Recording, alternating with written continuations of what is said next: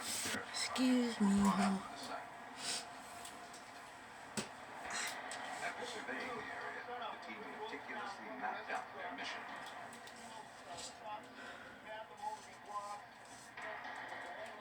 They double-checked all of their equipment to ensure their safety, then geared up.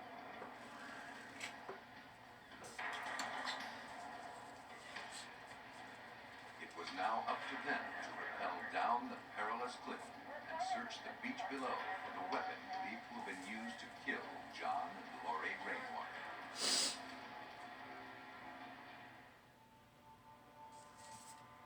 As investigators in Atascadero, California, continued searching for evidence in the slayings of John and Lori Rainwater, they finally got a break.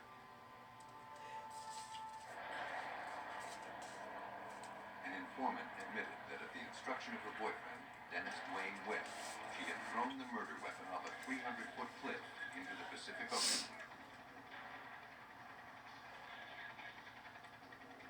Though finding the weapon seemed like a long shot, the search and rescue team slowly made their way down the sheer cliff.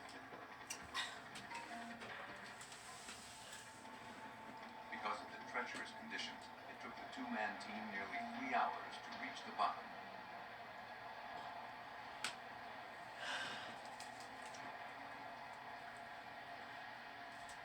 Once there, they began searching for the gun.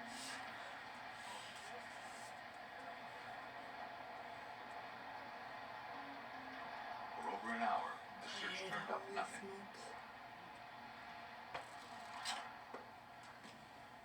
But then, under some rubbish, they found what appeared to be the frame of a .38 caliber Smith & Wesson revolver.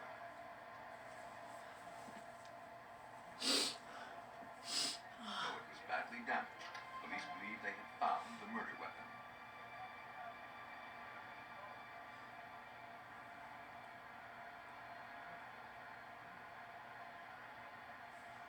The team made their way back up the cliff and turned the gun over to investigator Hanley.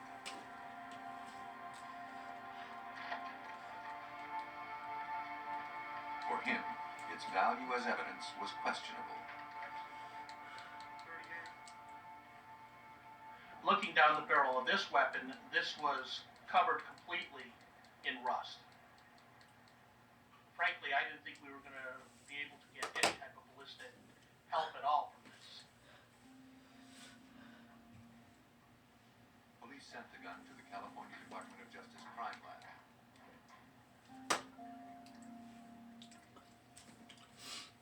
Technicians managed to reassemble and clean the gun enough to test fire it.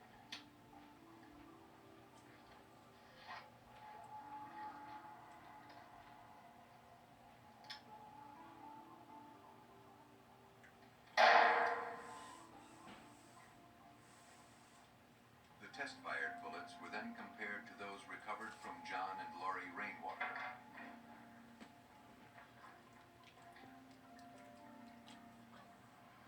The markings left on the bullets as they traveled down the barrel of the gun matched in some areas, but not all.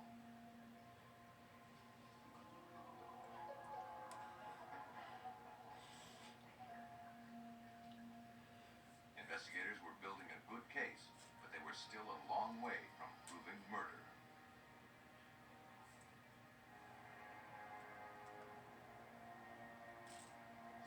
Police turned to their informant for help.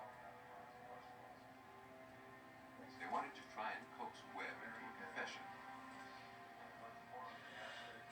They asked his girlfriend to wear a wire and record conversations with him in prison. She agreed to cooperate, despite the danger of being exposed. I'm convinced that the informant's motivation was only to see that justice was done. At no time during the investigation did the informant ask for any leniency on any pending criminal case she had, nor did she ask for any type of reward that was out there. It was only to see that justice was done. During their conversations, Webb made no overt references to the murders. He believed that the correctional facility recorded all conversations. But when the informant told him she was worried that police suspected suspected him in the murders, he began talking. But he spoke in code. Police were able to break it. For instance, when he referred to the weapon that was recovered off the coastline, he referred to that as a cat. When he would talk about killing somebody, he would talk about popping brakes. It was that kind of code that we had to decipher. Webb assured the informant not to worry. In addition to discarding the murder weapon, he said he had made certain that none of his prints had been left behind.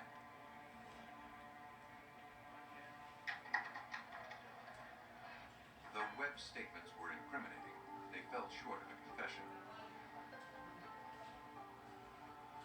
But they were enough for investigators to obtain a warrant to search Webb's car.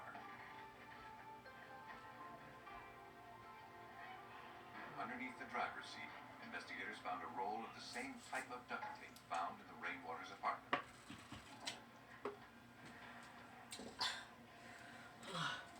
In the trunk, they found a receipt for the tape, stamped with the date and time, February 4th, 1987, at 8:37 p.m. The purchase of the duct tape had been made just hours before the Rainwaters were murdered.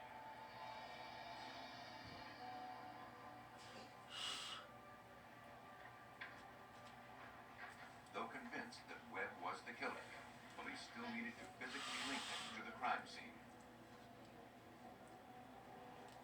Because the print on the duct tape found at the scene was from high up on the finger, examiners were unable to match it to any of Webb's fingerprints already on file.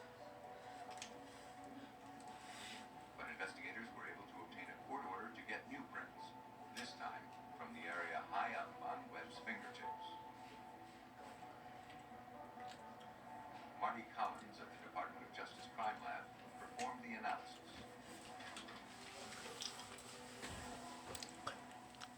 So the use of a